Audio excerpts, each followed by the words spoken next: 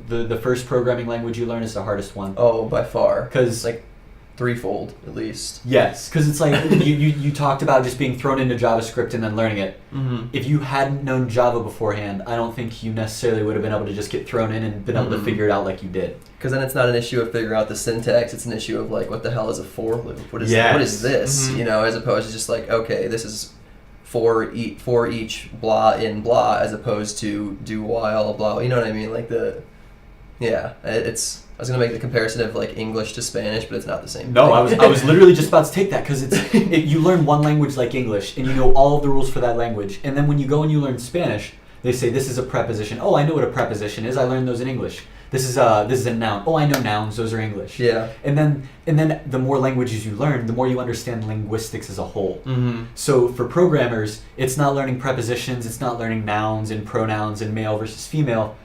What is a string?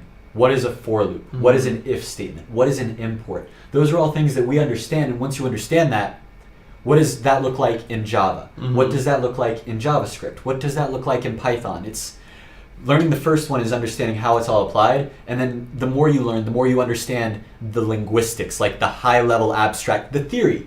Like I'm learning the theory through action rather than learning it's like what through a compiler. intuition though. Like you see everything and then you're like, oh, like it's so cool that we're able to come to conclusions on our own. Like if I traveled abroad and then I just learned so many things about how everything's different in two places, and there's just so many things that I could have learned in school, but I had stimuli and I was like then came to my own conclusions. Sure. As opposed to just being told this is how it's done here, this is how it's done in Europe, and you're just like, okay, I believe you. Yeah. That's so different from seeing how it's done here and seeing how it's done in Europe.